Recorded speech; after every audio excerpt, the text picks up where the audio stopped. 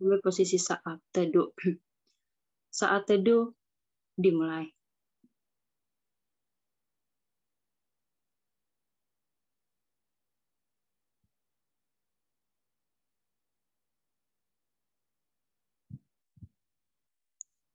Amin. Sorry. Baik, mari kita angkat satu lagu pujian.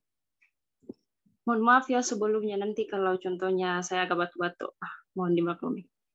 Ya, mari kita angkat satu lagu pujian. Kurasakan kasih-Mu Tuhan.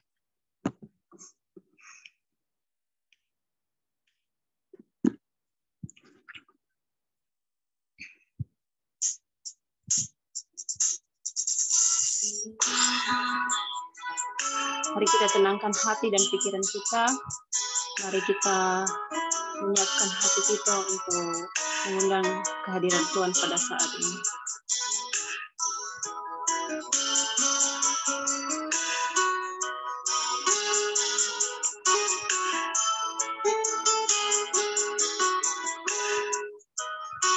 Kurasakan kasih-Mu Tuhan.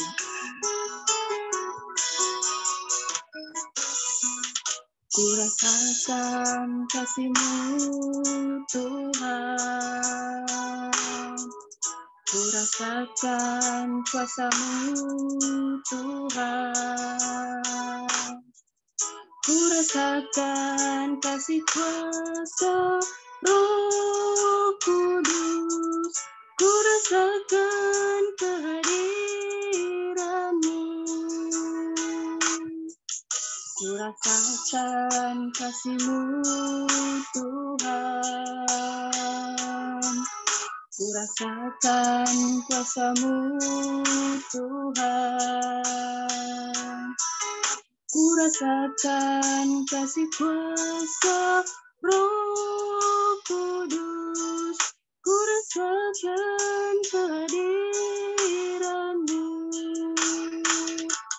Curahkanlah kuasa-Mu Tuhan. Mukjizat terjadi di tempat ini. Curahkanlah kuasa-Mu Tuhan. Mukjizat terjadi sekarang ini.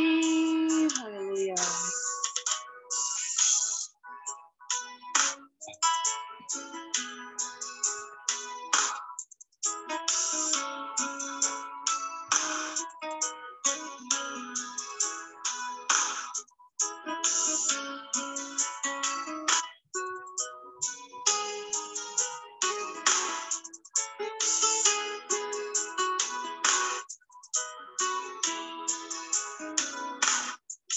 Kurasakan kasih-Mu Tuhan. Kurasakan kuasa-Mu Tuhan. Kurasakan kasih kuasa Roh Kudus. Kurasakan kehadiran-Mu. Curahkanlah kuasa-Mu Tuhan. Mukjizat terjadi di tempat ini.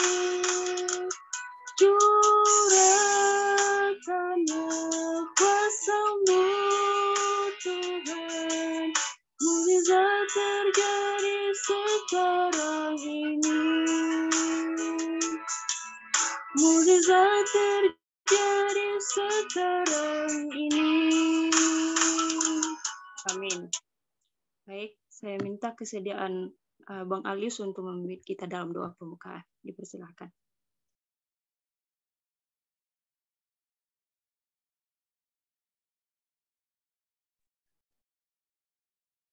Saya ya? Iya, Bang. Mari kita bersatu dalam doa. Bapa Surgawi, kami bersyukur kepadamu di malam hari ini. Sebentar lagi ya Tuhan, kami akan menunaikan ibadah kami, walaupun melalui online Zoom ya Tuhan. Kau berkati ibadah ini ya Tuhan. Kami juga berdoa buat teman-teman kami yang masih belum bergabung, join ibadah kami ya Tuhan, Kau yang berkati mereka.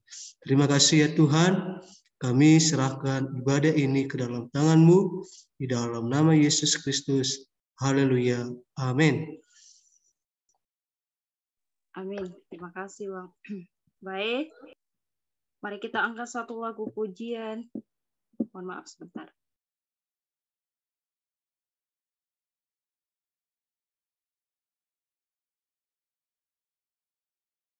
Mari kita angkat satu lagu pujian.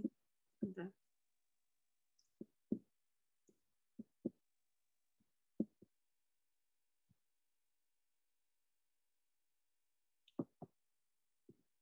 Sorry.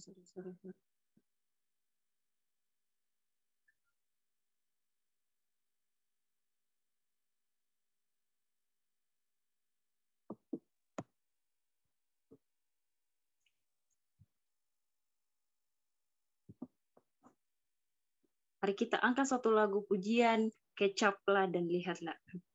Saya undang teman-teman untuk sambil tepuk tangan, dan buat teman-teman yang kameranya masih di-off-kan, kalau bisa, ayo kita buka kameranya supaya kita lihatan wajah-wajah saudara-saudari yang terkasih. Maksimalkan skincare-mu dengan sunscreen nomor 1 di Indonesia. Wadah UV Show pada UV Double Life. Sorry. Cobain berbagai menu soto deh.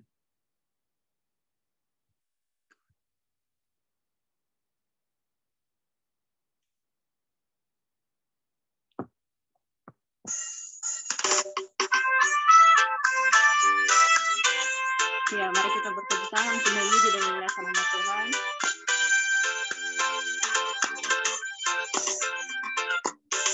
Kecaplah dan lihatlah betapa baiknya Tuhan itu. Rasakan dan nikmati kasih setia Tuhan. Kecaplah dan lihatlah betapa baiknya Tuhan itu. Rasakan dan nikmati kasih setia Tuhan. Syukur bagimu Tuhan. Syukur bagimu Tuhan. Ya hormat bagimu Tuhan. Allah yang mengasihiku, Allah yang memeliharaku. Syukur bagimu Tuhan. Ya hormat bagimu Tuhan. Allah yang mengasihiku, Allah yang memeliharaku selamanya.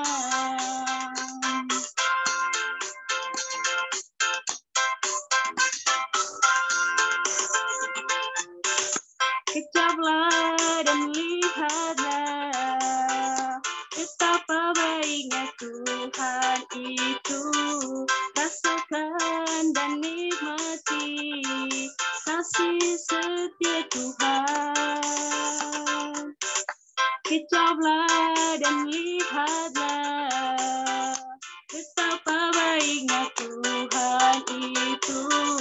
Rasakan dan nikmati kasih setia Tuhan. Syukur bagimu Tuhan. Ya hormat bagimu Tuhan. Allah yang mengasihiku, Allah yang memeliharaku. Syukur bagimu Tuhan.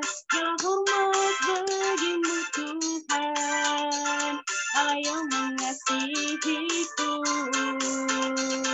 Allah yang memeliharaku selamanya. Selamanya. Beri kemuliaan bagi Tuhan. Haleluya, puji nama Tuhan. Masih ada sukacita? Baik, mari sekali lagi kita angkat satu lagu pujian Jangan lelah.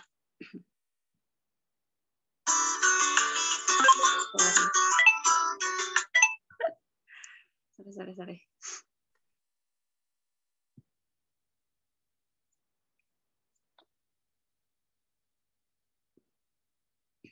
Jangan lelah bekerja di ladangnya Tuhan.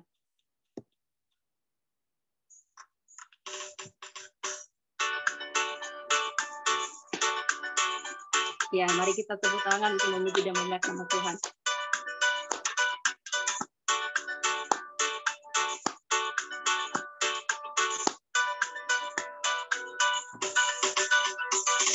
Jangan lelah bekerja di ladangnya Tuhan. Roh Kudus yang beri kekuatan, yang mengajar dan menopang.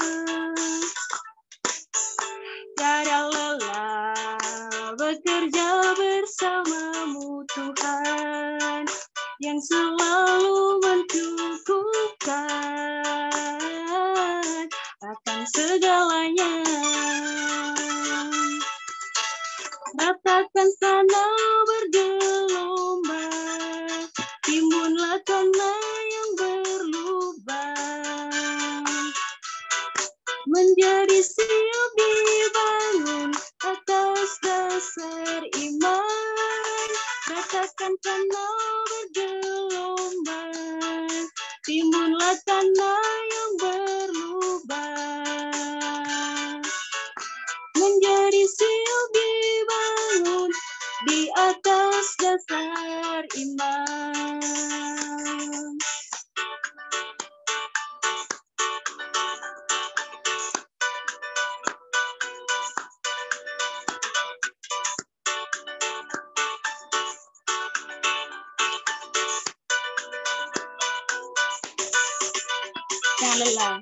Jangan lelah bekerja di ladangnya Tuhan. Roh Kudus yang beri kekuatan, yang mengajar dan menopang. Tiada lelah bekerja bersamamu Tuhan, yang selalu mencukupkan akan segalanya. Ratakan tanah bergelombang, timbunlah tanah yang berlubang,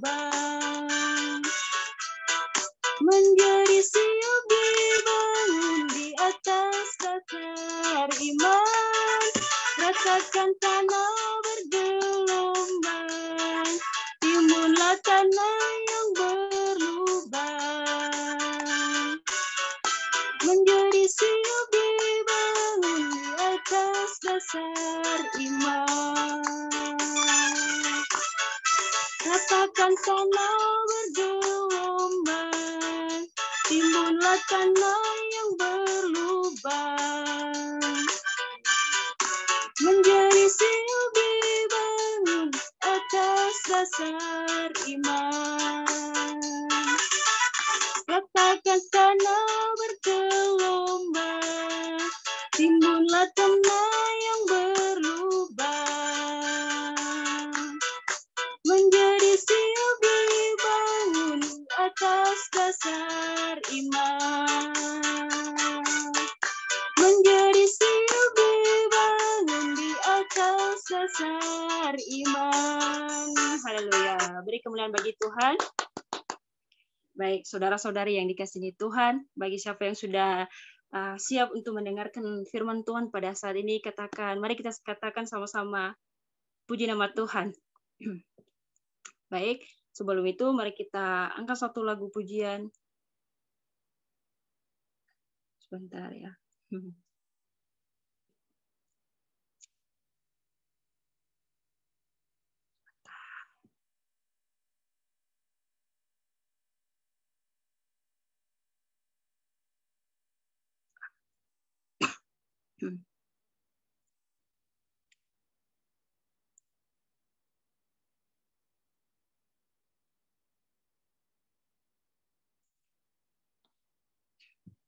Kusiapkan hatiku Tuhan.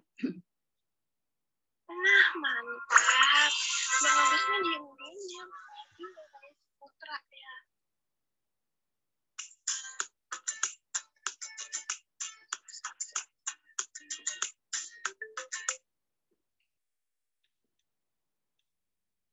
Mari kita tenangkan hati dan pikiran kita. Mari kita mempersiapkan hidup kita pada saat ini untuk mendengarkan kebenaran firman Tuhan yang disampaikan oleh hamba-Nya.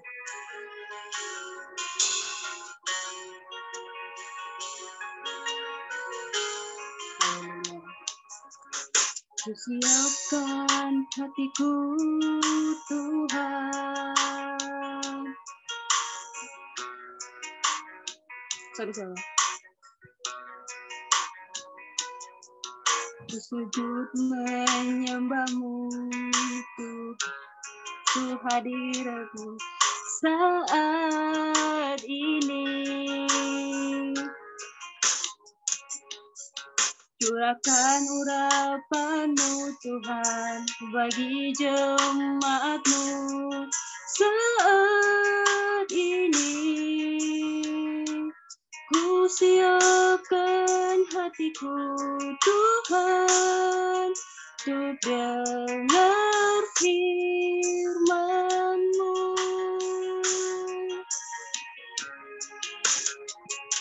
Firman-Mu Tuhan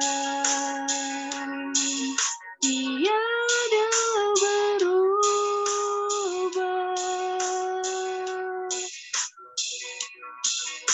Dahulu, sekarang, selama-lamanya tiada berubah.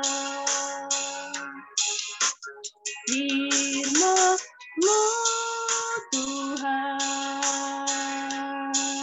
penolong hidupku. Ku siapkan hatiku Tuhan untuk dengar firman-Mu.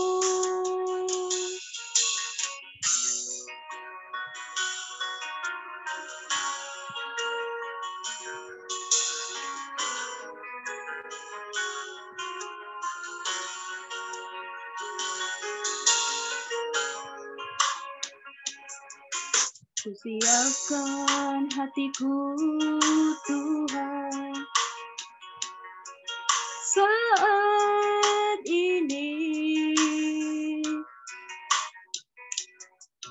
Ku sujud menyembah-Mu Tuhan, masuk hadirat-Mu saat ini.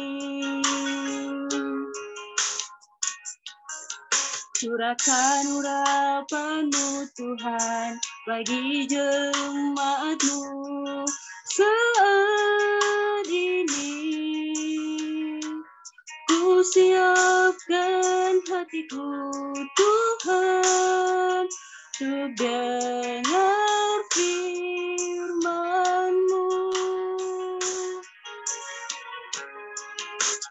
Firman-Mu Tuhan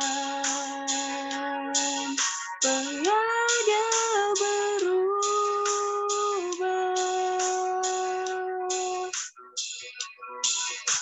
Dahulu, sekarang, selama-lamanya tiada berubah. Firman-Mu Tuhan, penolong hidupku. Ku siapkan hatiku Tuhan untuk dengar firman-Mu.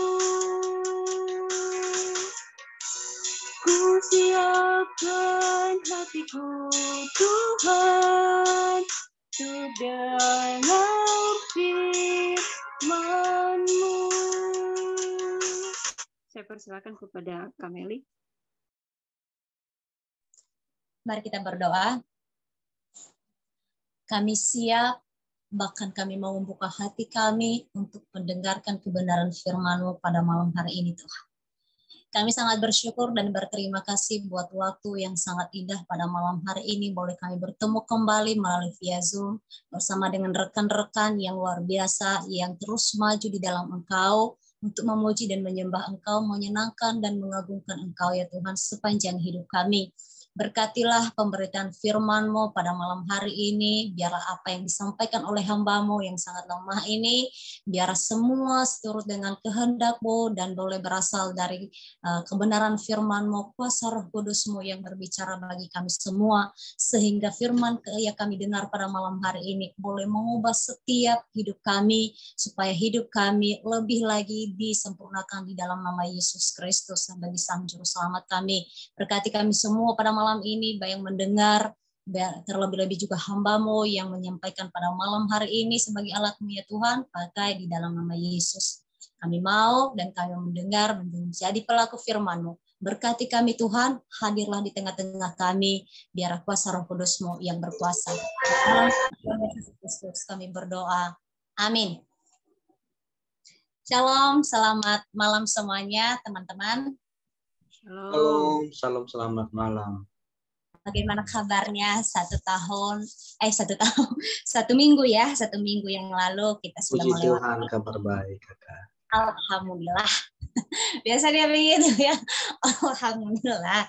Jadi jangan sensitif banget dengan kata-kata itu, karena itu kan hanya bahasa Arab yang tertuju pada puji Tuhan sesuai dengan kepercayaan masing-masing. Jadi kita netral, maksudnya bertoleransi. Alhamdulillah dan puji Tuhan, kita diberkati oleh Tuhan, kita disertai oleh Tuhan, hingga pada malam hari ini saya bisa melihat wajah-wajah yang ganteng, yang cantik, bisa terpancar kasih dan kemuliaan Allah ada bersama dengan kita semuanya. Oke ya teman-teman, jadi mohon maaf kalau baru nongol. Ya, dari awal ya saya mengatakan mohon maaf kalau baru nongol batang hidungnya setelah berbulan-bulan, dan ya mungkin ada beberapa teman-teman yang tahu, tapi bukan karena masalah pribadi, enggak. Ini masalah pelayanan juga, bukan karena lagi patah hati, no. Kalau patah hati datang kepada Tuhan. Enggak, karena memang sibuk juga di tempat pelayanan saat ini, beda masa-masa kuliah, jadi hanya duduk saja dan mengerjakan tugas. Tapi sekarang itu sudah beda, tanggung jawab sudah berat, dan pekerjaan juga makin berat. Baik teman-teman, pada malam hari ini saya juga berterima kasih buat para pengurus NYG yang sangat luar biasa, bisa diberi kesempatan kepada saya pada malam hari ini untuk menyampaikan renungan singkat kepada kita. Ya, jangan bosan-bosan melihat mukaku yang jelek dan suaraku yang kayak kereta api nggak berhenti. Nanti kalau terlalu cepat, mohon Pak Ketua ya diulang. Story Kak, stop Kak. Ulang. boleh ya. Oke, jangan terlalu tegang di sini. Suara saya jelas ya? Jelas. Kalau nggak jelas, udahlah kita minta pimpinan kuasa Roh Kudus.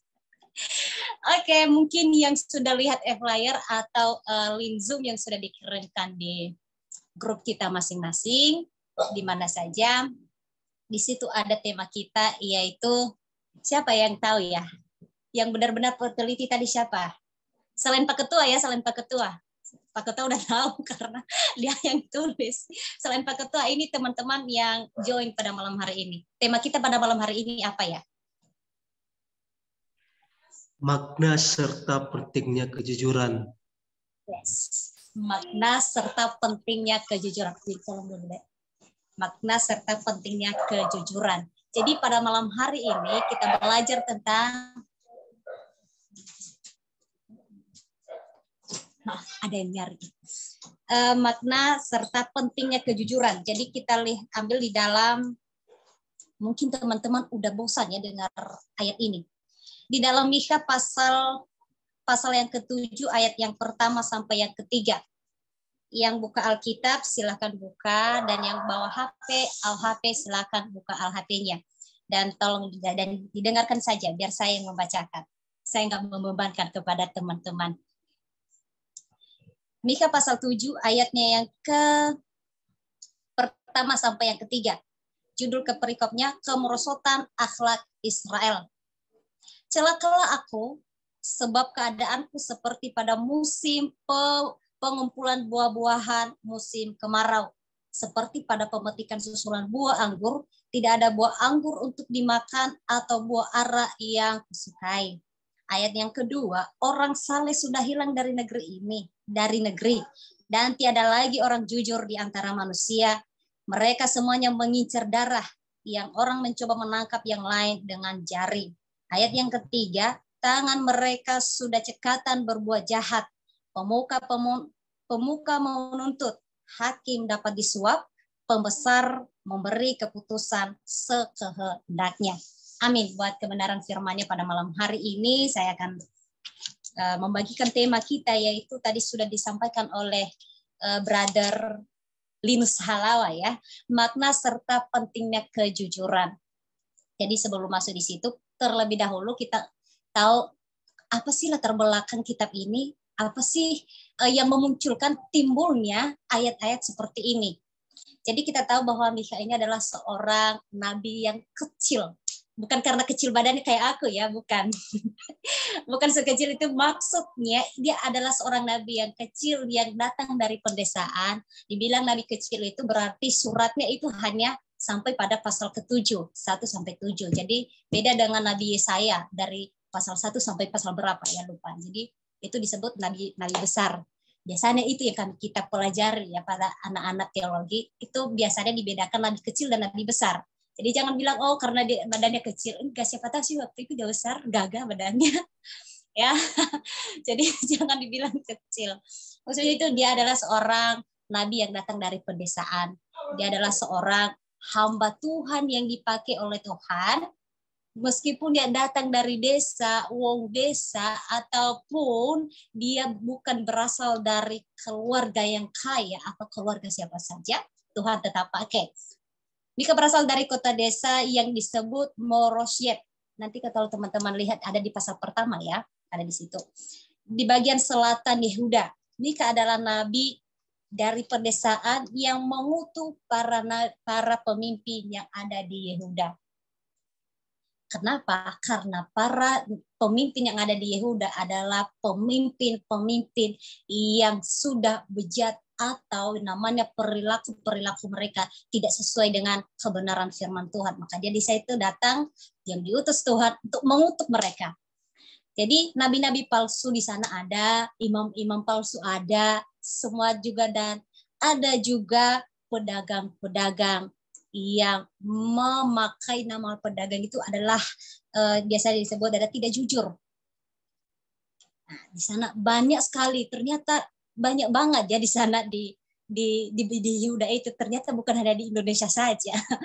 Ada nabi-nabi palsu lah, ada imam-imam palsu lah, ada juga pemimpin yang suka makan suapan lah. Suap ya, bukan saya suapin dia, enggak, tapi makan suap. Maksudnya mereka terima hal-hal yang tidak baik, uang biasanya disebut ya uang haram.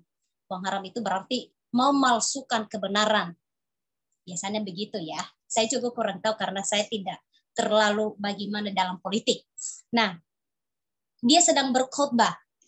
Dia sedang memberitakan suatu kejadian, suatu keajaiban Allah, bahkan ketetapan Allah di tempat tersebut atau di Yehuda Selatan.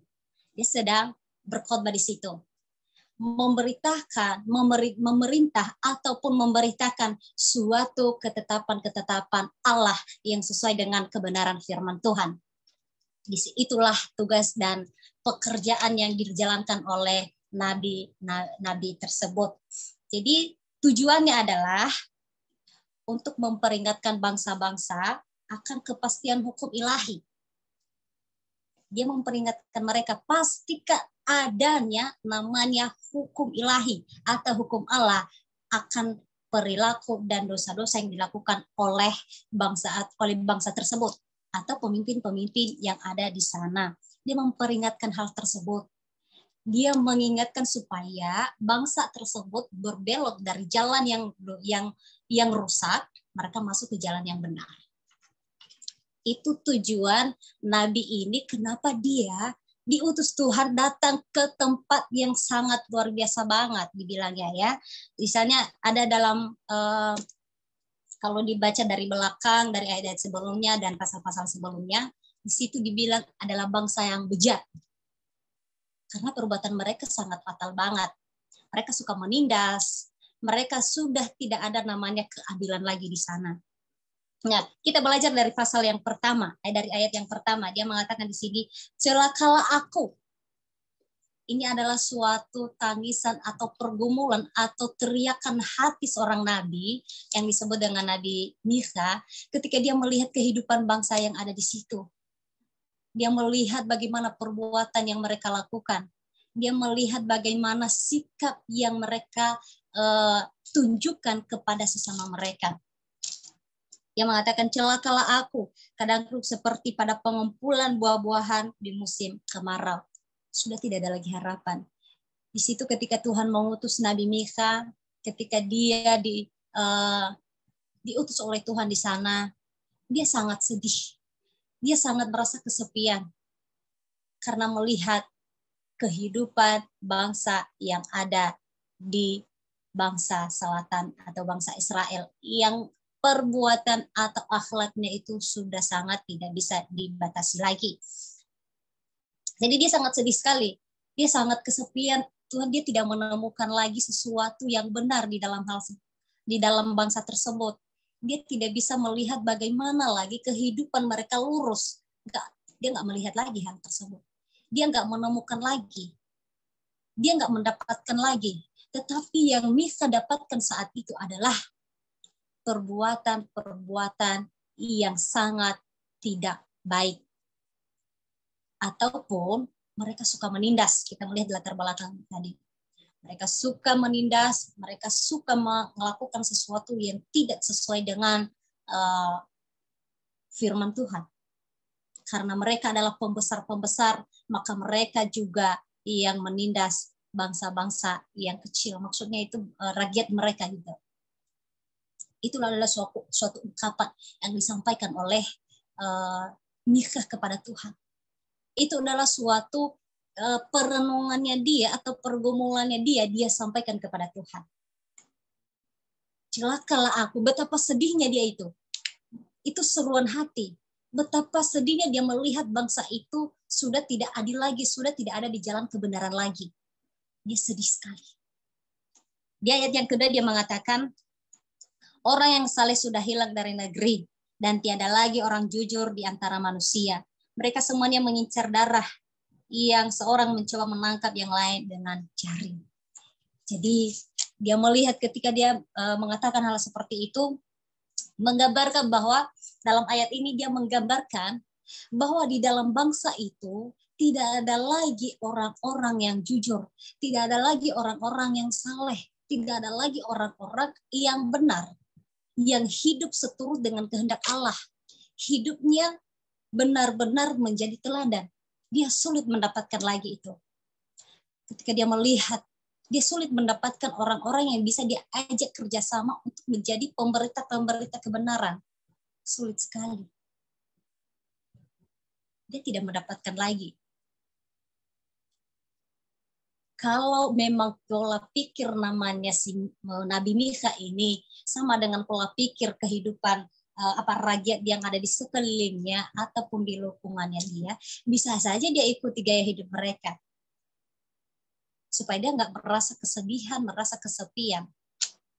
Karena mungkin dia dikecilkan di situ karena dia tidak sepaham dengan pemahaman mereka. Dia tidak sependapat dengan pendapat mereka.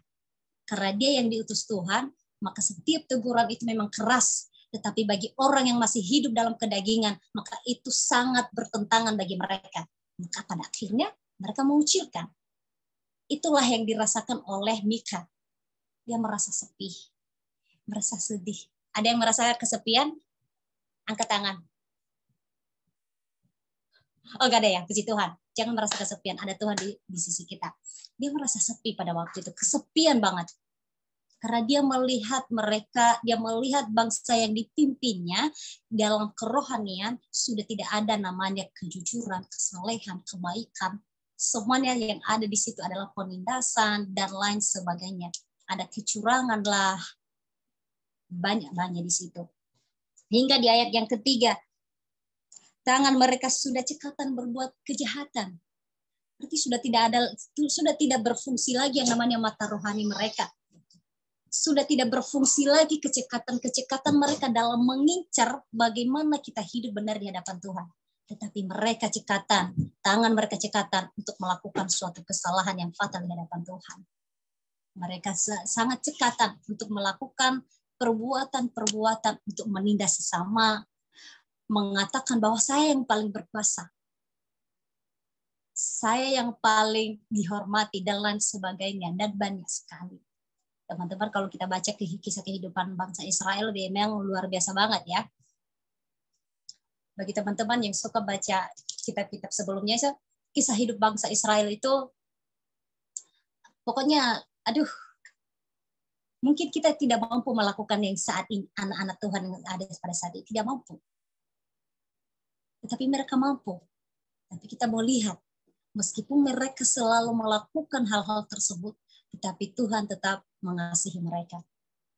Tuhan tetap menyertai mereka. Makanya ketika Tuhan melihat hal tersebut, dia tidak mau melihat umatnya terus jatuh, terus lari dari hadapannya. Dia mengutus nabinya yang luar biasa, itu Mikha pada malam hari ini yang kita bahas. Dan melihat hal tersebut. Meskipun itu sangat sulit teman-teman, sangat sulit. Coba deh kalau kita dikirim di tempat orang-orang yang suka mencuri. Misalnya ya, dalam satu kelompok itu mereka suka mencuri. Mereka suka fitnah. Mereka suka gosipin teman-teman dan lain sebagainya. Kita dikirim di situ. Kamu mau aja di sana lah, gabung lah. Kamu kasih pengarahan sama mereka. Jangan sampai mereka jangan sampai mereka terlalu melakukan hal-hal yang kayak gituan. Itu padahal mereka umurnya lebih tinggi dari kita ya, lebih tinggi dari kita, mungkin orang tua lah. Kalau kita dikirim di situ, pasti rasanya berat sekali. Kita tegur, orang tua. Kita nasihati, orang tua. Orang tua. Lebih tahu lah mereka daripada kita sebenarnya. Lebih paham lah mereka sebenarnya daripada kita. Sebenarnya itu yang ada dalam pikiran Mikha. Mereka kan seorang pemimpin. Mereka adalah seorang hakim. Misalnya ada datanya. Pasti mereka tahulah yang baik itu. Mereka nggak mungkin makan suapan-suapan yang seperti itulah. Itu secara kemanusiaannya si Mikha, Nabi Mikha. Tapi beda. Ternyata beda. Itu sangat sulit sebenarnya bagi Mikha. Tetapi tuntunan kuasa Roh Kudus, Tuhan yang menolong, Tuhan yang menyertai, sehingga Mikha mampu melewati dan melakukannya. Nah, pada malam hari ini kita belajar tentang tema kita, yaitu makna serta pentingnya kejujuran. Siapa yang tahu arti kejujuran dulu, teman-teman? Dari Pak Ketua ini, arti kejujuran apa ya? Jujur. Jujurlah padaku. Apa arti kejujuran teman-teman dari Pak Ketua kita ini? Ya, kejujuran ya, lawan katanya itu bohong ya. Jadi kejujuran berarti bisa kita artikan sesuatu yang diungkapkan dengan hasil yang baik dan benar, dan tidak ada tipu atau bohong pada saat kita ungkapkan. Artinya sesuatu yang diungkapkan yang baik dan benar. Itu aja dari saya. Terima kasih. Oke, thank you. Mungkin dari Kak Erna ini, arti kejujuran. Jujurlah sayang. Oke, baik. Menurut saya kejujuran itu adalah ungkapan apa yang sudah terjadi, ya pokoknya kenyataan begitu. Ya, itu saja. Terima kasih. Thank you. Mungkin dari siapa lagi lah teman-teman ya, yang rela lah ya, sukarela. Oke. Saya nggak mau memaksa. Saya akan mencoba menjawab. Shalom. Shalom. Menurut saya, kejujuran itu merupakan bagian dari integritas kita, setiap kita, yang dimana kejujuran itu yang perlu dijunjung tinggi ya, yang dimana kejujuran itu juga sangat penting dimanapun kita berada. Jadi kejujuran itu merupakan sebuah fakta yang perlu sekali, yang harus kita lakukan. Itu dari saya. Kebenaran gitu loh. Ada lagi teman-teman yang sukarela. Saya nggak mau nunjuk-nunjuk, takut dosa. Jangan. Kalau ada jujurlah sayang, siapa yang suka lagu itu? Berarti pentingnya kejujuran itu. Masih ada? Relakan. Itu ada lagu. Oke, baik, kalau nggak ada lagi, terima kasih buat teman-teman yang sudah merespon.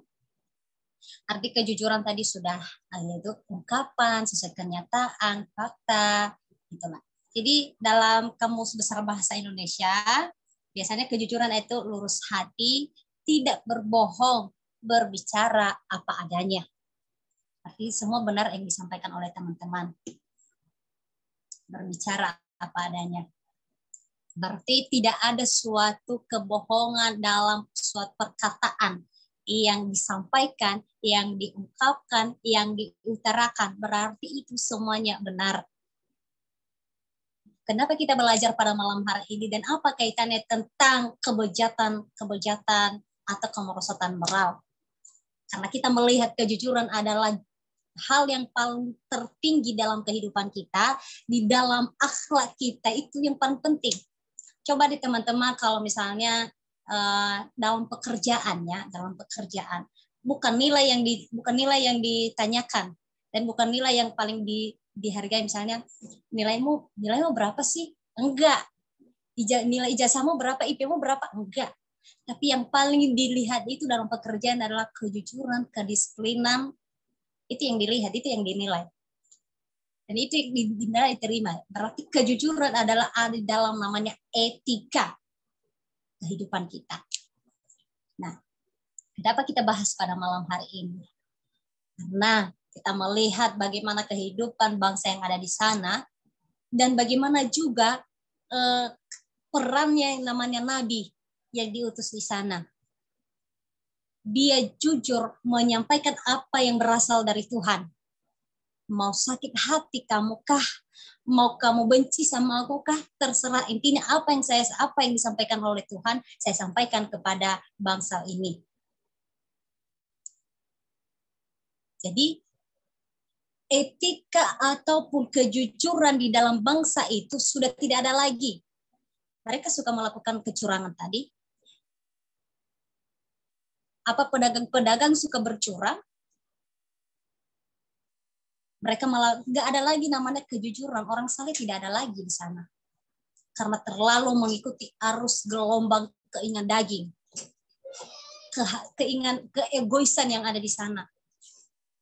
Sehingga etika atau moral atau akhlak yang tinggi sebenarnya sudah padam. Sudah tidak ada lagi dalam bangsa itu. Sudah hilang. Maka Nabi Mika mengatakan lebih penting kejujuran itu. Kalau misalnya salah ya salah. Kalau misalnya benar ya benar. Jangan katakan salah. Oh enggak, sebenarnya dia enggak salah. Cuma. Nah gitu. Kadang-kadang ya ada di situ kalau ada pembelaan. Oh benar sih, tapi ada koma ya, tapi oh berarti menuju ke dalam pembelaan ini.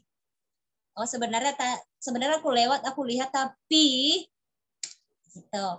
Sebenarnya benar sih apa yang kamu katakan, tapi berarti kalau ada tapi itu sudah siap-siaplah, pembelaan selalu ada, tidak mau kalah, ego masih ada, gitu. Dia nggak mau dikalahkan, nggak mau disaingin, nggak mau disalahin. Datang seorang nabi datang, Tuhan mengatakan berada di jalur yang benar. Seorang hakim gak boleh memakan suap lagi. Boleh sih, benar yang dikatakan Nabi benar. Tapi kan mereka yang kasih ke aku nggak mungkin menolak lah. Ya kan, kayak gitu kadang-kadang ya. Kan pasien datang atau misalnya lagi oh misalnya ini yang lagi heboh-hebohnya ini Eliezer dan Sambo ini. Ya. Sambo makan suap sana sini para hakim. Nah, kan mereka jangan makan itu. Apa yang dikatakan oleh kita lihat aja sejarah kejadian-kejadian saat ini. Pengacara dari pihak almarhum Brigadir Z atau Yosua yang sudah jadi korban, Pak Kamarudin mengatakan jangankan kamu Sambo suap-suap sana sini, lebih baik jujur dan ngaku kesalahanmu. Maka kesalahan itu akan diringankan lagi hukumanmu. Tidak mau. Karena kenapa? Dia masih ingin membenarkan diri, padahal udah salah.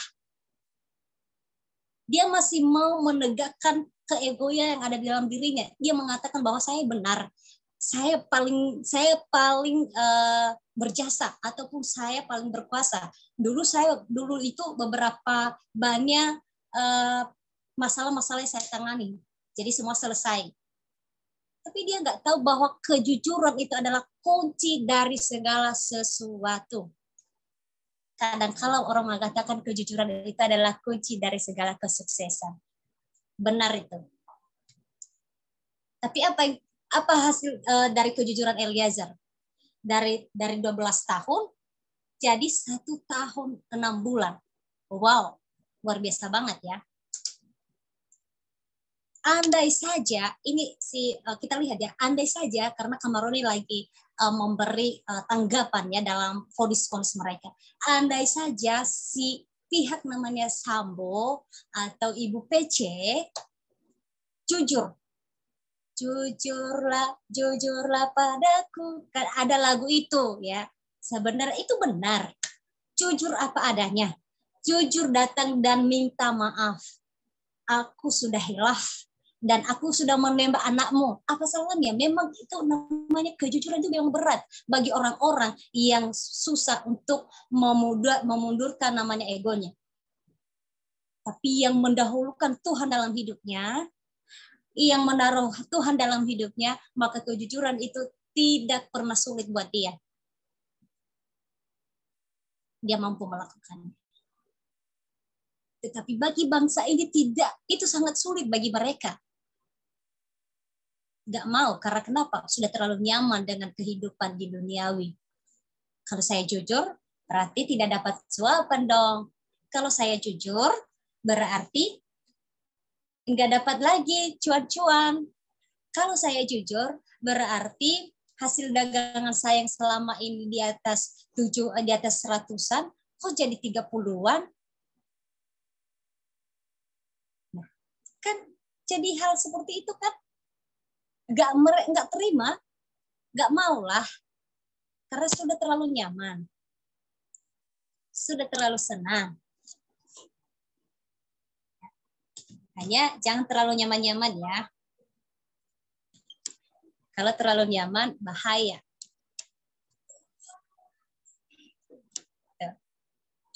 Kalian masih dengar suaraku ya? Soalnya jaringanku agak low lah. Masih Kak, lanjut. Maaf banget soalnya jaringanku agak low. Hanya kejujuran yang disampaikan atau keteladanan hidup Nabi Mika ini, mereka tidak mau teladani. Mereka nggak mau contohi hal seperti itu. Jujur, di awal apa namanya ya, masalah Sambo ini, karena kejadiannya kan pembunuhannya tanggal 8 Juli, pas lagi di hari ulang tahun, mampus lah. Udah mau 1 tahun. Sorry. 8 Juli ya. 8 Juli tahun 2022. Ini berjalan. Yang dulu heboh di situ polisi nembak polisi yang mati CCTV. Itu sangat sulit saya pikirkan dulu itu. Apa sih maksudnya ini ya? Kok polisi nembak polisi yang mati CCTV? Tapi setelah berjalan, oh betul ya.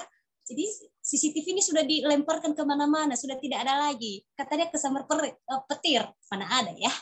Jadi perjalanan waktu hingga serumit-rumitnya. Rumit sekali masalah itu. Ada banyak skenario yang mereka buat. Lah, itu sebagai pembelaan. Mereka buat ini itulah sebagai skenario pembelaan juga. Mereka tidak ada namanya kejujuran. Tetapi kita belajar dari namanya Eliezer. Eliezer ya, itu kemarin sampai saya story gitu loh. Orangnya juga nggak salah ya, ganteng juga sih, benar-benar ganteng. Karena dia cowok. Coba kalau cewek pasti dia ganteng, ya nggak? Seperti kita ini. Kita ini kan cantik karena cewek. Coba cowok-cowok ganteng karena cowok. Sampai saya story, terima kasih ya. Kalau segi normalnya kita sebagai manusia, sebagai perempuan, ya ganteng lah. Oke ya, nggak kalah-kalah juga dari cowok-cowok yang ada di dalam Zoom ini, nggak kalah juga ya. Ganteng. Cowoknya sampai adik saya yang ada di sini, kayak adik kelas saya yang ada di sini, katanya, Kak, ini aja itu cool juga orangnya ya. Oh iya dong, ganteng. Dia fans banget. Tapi bukan itu yang saya yang saya incar atau yang saya suka dalam hidupnya karena dia ganteng. No, bukan. Tapi karena kejujurannya. Dia datang dan jujur bahwa dia sudah melakukan semua itu atas perintah. Dia jujur, dia mengakui semua dalang dari semua pembunuhan itu. Dia ngaku semua itu. Meskipun saya tidak mendetail mungkin saya ikuti, tapi setidaknya dari bulan itu, atau aku aktif ikut itu dari bulan Agustus. Saya ikut terus meskipun nggak terlalu mendetail banget. Tapi kita lihat bagaimana buah kejujuran itu. Bagaimana hasil dari kejujuran itu ternyata tidak mengkhianati hasil. Meskipun Eliezer merasa kesepian karena dia ditakut-takuti dari pihak Sambo. Kalau kamu jujur, tak tembak lo. Kalau kamu jujur, ada nanti imbalannya, ada nanti konsekuensinya. Semua ada. Kita jujur, ada konsekuensinya. Kita tidak jujur, lebih banyak konsekuensinya. Begitu juga di bangsa ini. Kalau mereka jujur, konsekuensinya ada. Tapi kalau mereka tidak jujur, konsekuensinya tetap mereka mengalami hukum ilahi. Itu konsekuensinya semua ada. Apapun yang ada dalam hidup kita, apapun yang kita lewati, apapun yang kita jalani dalam hidup ini, selalu ada konsekuensi yang kita alami atau yang kita dapatkan dari apa yang kita perbuat. Nah, jadi kita belajar dari hasil itu. Eliezer sudah menjadi teladan sehingga banyak orang yang sanjung-sanjung dia, sampai mak-mak seluruh di Indonesia mengidolakan dia. Ya. Ada yang bilang, coba deh kalau dia belum punya tunangan, aku mau dong jadi tunangannya dia, aku mau dong. Itu sampai mak-mak loh, mak-mak itu bayangkan sekali itu ya. Mak-mak entah berapa anak dia mengidolakan itu. Ya, sampai mereka mengidolakan Roni pengacaranya itu. Jadikan akulah istri keduamu. Betapa mereka mengidolakan namanya suatu kejujuran. Dan suatu hal yang dibela di jalan kebenaran. Itu sebenarnya suatu gambaran hidup kita. Bagaimana kita mengidolakan sesuatu yang Tuhan nyatakan dalam hidup kita, atau orang-orang yang Tuhan kirimkan dalam hidup kita, untuk kita teladani. Kita idolakan semua itu. Jadi perlunya penting namanya kejujuran. Jadi apapun itu dalam hidup kita perlu kejujuran. Baik sama keluarga kita, sahabat-sahabat kita, memang kita punya rahasia. Tapi ada hal-hal tertentu yang harus kita jujur. Sama pacar, yang udah punya pacar angkat tangan. Ya, yang udah punya pacar angkat tangan, yang belum punya pacar kita merenung. Jujur. Penting namanya kejujuran. Benar. Kunci dari semua itu jujur. Kalau kamu sudah tidak suka lagi, jujurlah. Aku maaf ya, aku nggak suka lagi sama kamu, sudah ada yang lain, sudah ada cowok yang membuat aku nyaman. Tapi jangan terlalu mencintai kenyamanan, takutnya di situ kita sering jatuh karena terlalu nyaman. Tapi sukai jalan yang agak sedikit jatuh bangkit gitu. Karena itu membuat level kita lebih naik lagi. Cowok juga kalau sudah nggak suka, maaf ya. Meski kejujuran itu kadang-kadang orang benar ya kadang bilang begini. Kejujuran itu memang menyakitkan, tapi baik hasilnya. Menyakitkan sekali. Coba deh sama yang punya pasangan, dia coba tiba-tiba dia telepon, dia jujur. Maaf ya, aku udah ada cewek lain, kamu cari. Sakit nggak? Sakit lah, pasti. Sakit banget. Dia nanti. Tapi lebih baik sakit saat itu daripada sakit ketika kita tahu tanpa kita tahu sendiri gitu loh. Oh ternyata selama ini gini-gini dia, aduh aku menyesali gini. Lebih baik jujur saat ini. Kalau sudah ada yang lain, jujurlah. Kalau sudah tidak sayang, jujurlah. Jangan pura-pura sayang. Jangan hidup dalam kepura-puraan. Itulah. Kalau kita sudah jujur, sudah tidak nyaman, jujur, itu khusus yang punya pasangan. Ya. Kalau hidup saya selalu bilang kayak gitu sama siapa saja, aku selalu jujur. Kalau aku nggak suka sama kamu, aku nggak suka. Jangan terlalu dekat, jangan terlalu mepet ya. Nggak suka ya nggak suka, fine aja kita. Nah, tapi kalau aku suka. Jadi to the point aja, nggak usah berbelit-belit gini-gini. Baik sama keluarga saya selalu bilang kayak gitu. Kalau apa yang saya suka ini, kalau saya nggak suka ya wes. Mau kalian suka mau enggak, ya terserah gitu. Memang kata jujur itu sakit sekali. Tahu nggak sih si teman kita tadi dia udah curi itu coklatmu loh. Pasti sakit sekali. Dasar ya kamu ngaku-ngaku, kamu bongkar-bongkar aib lagi. Jangan bongkar-bongkar aib dong. Ya. Jadi itulah pentingnya satu kejujuran. Kalau bangsa ini jujur di hadapan Tuhan.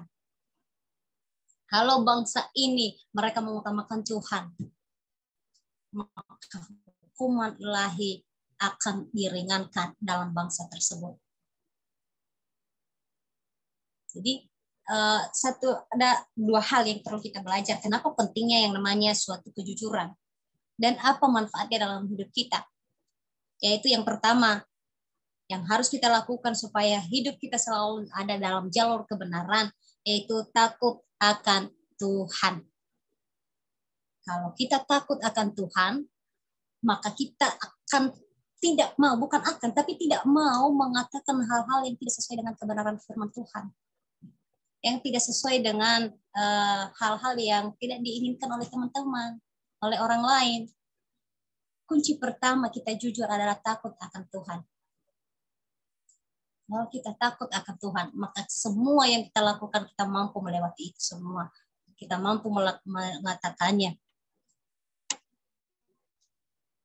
Ketika kita takut akan Tuhan, semua hikmat dan apapun berasal dari Tuhan. Di dalam Amsal pasal yang pertama ayat yang ke-7, takut akan Tuhan adalah permulaan pengetahuan. Kalau kita takut akan Tuhan, sekejujur-jujurnya kita, Tuhan pasti kasih kita hikmat untuk tetap berada di jalan yang benar. Yang kedua, berjalan bersama dengan Tuhan. Kalau kita berjalan di dalam terangnya Tuhan atau bersama dengan Tuhan, apapun yang terjadi, tidak ada yang mampu merebut kita dari terangnya Tuhan. Seperti pada bangsa tersebut. Kalau mereka berjalan dalam terangnya Tuhan, mereka pasti aman dalam lindungan hukuman ilahi. Kalau mereka mengandalkan Tuhan, maka mereka tidak akan pernah melakukan yang namanya penipuan, penindasan, dan lain sebagainya. Jadi teman-teman, ini sudah mau jam 8. Udah jam 8. Terlalu jauh kita berbicara sampai bibirku kering. tapi tidak apa-apa demi kita semua. Jadi teman-teman, saya mau katakan kepada kita, bahkan dalam diriku sendiri, saya mengatakan, hai Meli, bahwa kejujuran itu penting. Jangan cari kebenaran di atas kesalahan, karena hanya itu berjalan beberapa waktu. Tapi berjalanlah atau tegakkan kebenaran di dalam Kristus. Maka semua kemenangan itu ada di pihak kita. Bagi teman-teman, kalaupun selama ini aku gak jujur, saya pada malam hari saya bertobat deh. Pasti bertobat. Bertobat saya harus jujur. Jadi buat teman-teman kalau misalnya selama ini gak jujur, bertobat kita sama-sama yuk. Itu kata firman Tuhan. Kita bareng-bareng. Karena penting itu namanya kejujuran. Baik dalam pekerjaan, apapun itu penting suatu kejujuran. Kalau kita tidak jujur, maka sakit ataupun hal yang serumit apapun ke depan kita pasti temui karena kita tidak hidup dalam kejujuran. Jadi kita belajar aja dari kehidupan, dari kasus-kasus yang ini Eliezer dan Sambo. Meskipun sakit sama orang tua mereka, orang tua almarhum Brigadir Yosua, seorang sahabat nembak sahabatnya sendiri, sakit sebenarnya. Tapi karena dia datang mengakui dan jujur, dan dia membongkar semua apa dalang-dalang semua hal itu, maka keluarganya karena besar kasih, mereka memaafkan. Sehingga mereka menerima hukuman atau vonis yang dijatuhkan kepada Eliezer. Gitu juga sama Sambo. Semuanya. Jadi kita belajar dari semua itu, bahwa kejujuran itu sangat-sangat penting. Terima kasih teman-teman, pada malam hari ini saya akan berhenti untuk menyampaikan kebenaran firman Tuhan. Tapi saya yakin kuasa Roh Kudus selalu mengingatkan kepada teman-teman. Saya berhenti bukan karena saya sudah kering bibirnya ya, bukan, karena memang sudah waktunya. Jangan bilang nanti karena waktunya, aku pun udah makan waktu ya. Mohon maaf, udah korupsi waktu. Jadi mari kita berdoa.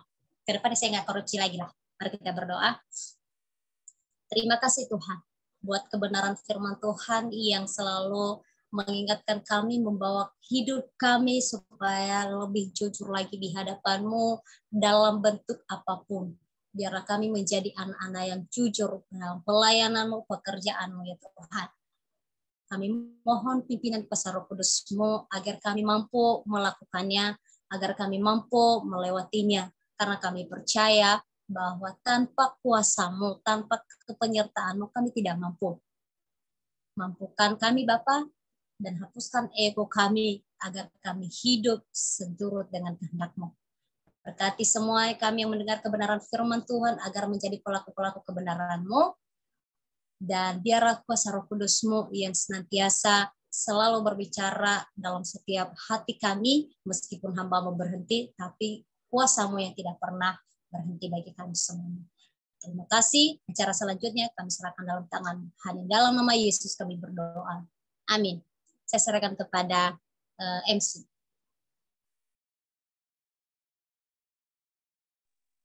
Amin. Puji nama Tuhan. Terima kasih Kak Meli buat firman Tuhan pada malam hari ini, di mana kita diingatkan untuk hidup dalam kejujuran. Ya, saudara-saudara yang dikasihi Tuhan, kita sudah mendengar dan marilah kita melakukannya dalam kehidupan kita setiap hari, baik dalam pekerjaan, baik dalam hubungan, dalam keluarga, bahkan dalam pelayanan. Marilah kita untuk mendalamkan kejujuran. Baik, sekarang tiba saatnya kita menaik pada doa syafaat. Sebelum itu, siapa yang doa syafaat ya? Sudah adakah saudari siapa? Ada Kak itu? Ada Kak Jestra. Oh, saudari Jestra. Baik, sebelum itu, teman-teman kalau contohnya ada pokok-pokok doa nanti mohon dipersiapkan, dan untuk menunggu itu mari kita angkat satu lagu pujian bukan dengan barang fana.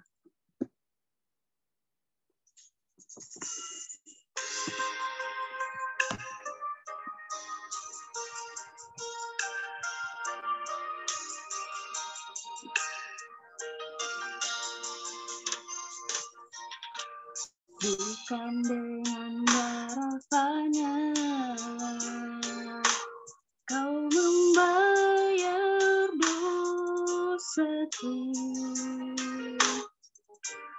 dengan darah yang mahal, tiada noda dan celah.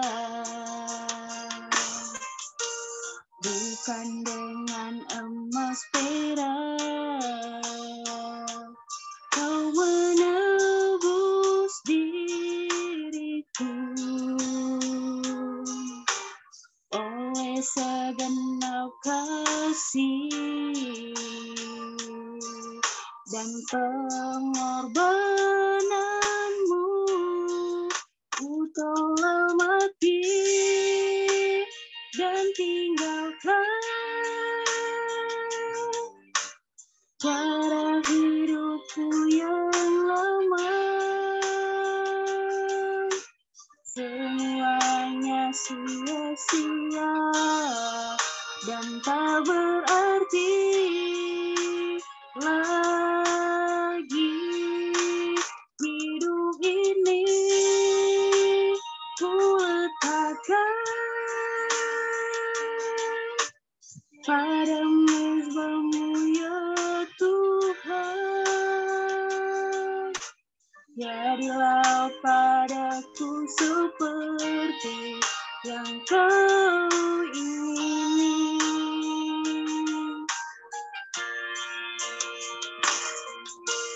Bukan dengan emas perak menebus diriku,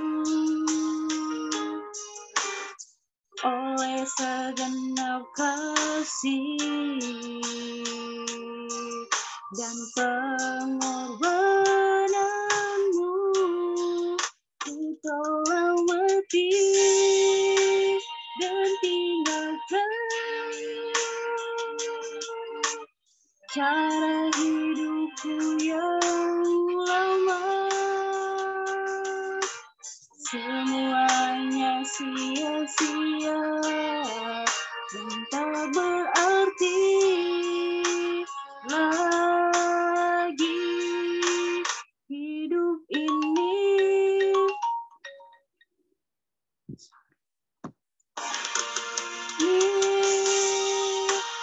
ku letakkan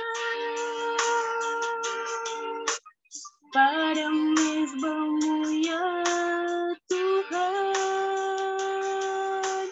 Jadilah padaku seperti yang kau ingini. Jadilah padaku seperti yang kau ingini. Saya persilakan buat Saudari Jesta. Ya, baik, terima kasih kesempatan yang diberikan. Saudara-saudara yang terkasih, sebelum kita berdoa pada malam hari ini, ada beberapa hal pokok-pokok doa yang mari kita berdoa bersama-sama nanti. Yang pertama, kita berdoa buat hamba-hamba Tuhan di seluruh dunia. Kedua, mari kita berdoa buat gereja-gereja yang ada di seluruh dunia juga. Kita berdoa juga buat keluarga kita di Nias Youth Generation, yang kemudian pengurus Nias Youth Generation. Kemudian kita berdoa buat Pulau Nias kita ini, dan juga kita berdoa buat bangsa dan negara kita. Dan apabila ada pokok-pokok doa yang mau disampaikan kepada saudara-saudara, dipersilakan.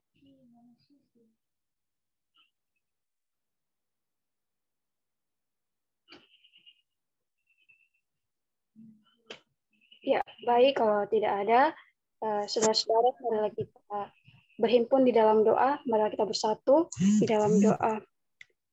Tuhan Allah Bapa kami sangat bersyukur buat anugerah-Mu yang boleh kami rasakan sampai saat ini Tuhan.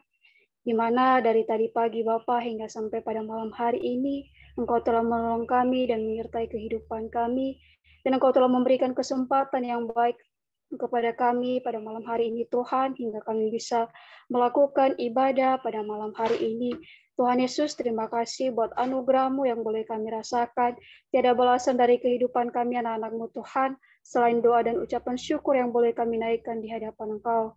Pada saat ini juga Tuhan Yesus, kami berdoa, di mana kami adalah manusia yang tak pernah luput dari kesalahan. Tuhan Yesus, ampunilah kami Tuhan dari segala kejahatan, dari segala kesalahan yang telah kami lakukan di hadapan Engkau, terlebih-lebih terhadap sesama kami manusia, Tuhan. Kami sering lalai untuk bersyukur di hadapan Tuhan, kami sering berjanji, dan kami sering memaki, kami sering marah terhadap sesama kami manusia. Ampunilah kami Tuhan Yesus, kasihanilah kehidupan kami, hingga kami Tuhan layak untuk memuji dan memuliakan Engkau. Pada kesempatan ini Tuhan, kami menaikkan doa-doa syafaat kami di hadapan Engkau. Pertama Tuhan, kami berdoa buat bangsa dan negara kami di Indonesia ini Tuhan, secara terkhusus Engkau berkati Bapa setiap pemimpin yang telah Engkau utus ya Bapa, jadikan mereka pemimpin yang handal Tuhan, yang bisa mengerahkan kehidupan kami, rakyat-rakyat mereka, sehingga kami Tuhan merasakan damai sejahtera. Terlebih-lebih juga Tuhan, kami berdoa buat keluarga kami, khususnya di pemuda Yes You Generation yang telah berkumpul pada saat ini Tuhan. Tuhan, Engkau berkati keluarga kami, Bapa, kedua orang tua kami, beserta saudara-saudara kami. Tuhan, biar apapun segala permasalahan, pergumulan kehidupan keluarga kami pada saat ini Tuhan, kami percaya Tuhan Yesus yang selalu turut bercampur tangan, sehingga Bapa kami merasakan damai sejahtera di hadapan Tuhan. Kami juga Tuhan berdoa buat para pengurus Yes You Generation di dalam persekutuan kami, mulai dari ketua, sekretaris, dan anggota. Mari Tuhan Engkau berkati kami bersama-sama, biarlah kami Tuhan selalu bertumbuh di dalam iman untuk selalu percaya dan bisa memberitakan firman-Mu dimanapun kami berada. Kami juga berdoa Bapa buat Pulau Nias kami ini yang kami sangat cintai. Tuhan Yesus, jauhkan dari mara bahaya, dari segala bencana. Semoga kasih Tuhan yang boleh kami rasakan di sepanjang kehidupan kami, khususnya di Pulau Nias ini juga Tuhan Yesus. Kami juga berdoa Bapa buat kami yang telah ikut ibadah pada malam hari ini. Engkau berkati kami Bapa, jadikanlah kami anak-anak yang baik, jadikanlah kami anak-anak yang bisa memberitakan firman-Mu dimanapun kami berada. Terlebih-lebih Tuhan Yesus, segala pergumulan kami, segala keluh kesah kami Tuhan dalam setiap perkuliahan kami, dalam setiap pekerjaan kami, mari Tuhan berkati kami, kuatkanlah kami, dan kami percaya Tuhan Engkau senantiasa bersama-sama dengan kami. Tuhan Allah yang baik, kami juga berdoa Bapa buat orang-orang di sekeliling kami Bapa yang dalam keadaan berduka cita pada malam hari ini. Tuhan, Engkau sendengkan telinga-Mu Bapa untuk mendengarkan setiap pergumulan hidup mereka. Biarlah tangan Tuhan yang senantiasa menolong mereka ya Bapa, sehingga mereka Bapa dapat bersuka cita di hadapan Engkau. Kini juga Tuhan kami Yesus Kristus, kami telah mendengarkan firman-Mu dari hamba-Mu. Ya Tuhan, jadikanlah kami anak-anak yang taat dan jujur di hadapan Tuhan di setiap perilaku kami dan di setiap pekerjaan kami. Semoga firman-Mu yang boleh kami dengar pada malam hari ini Tuhan menjadi berkat dan bermanfaat dalam kehidupan kami. Tuhan Yesus yang baik, inilah kehidupan kami, inilah ibadah kami serahkan di dalam tangan Tuhan yang dapat menolong kami dari sekarang sampai selama-lamanya. Inilah doa dan harapan kami Tuhan Yesus, janganlah atas kehendak kami, jadilah kehendak-Mu. Dalam nama Tuhan Yesus kami telah berdoa dan mengucap syukur. Amin.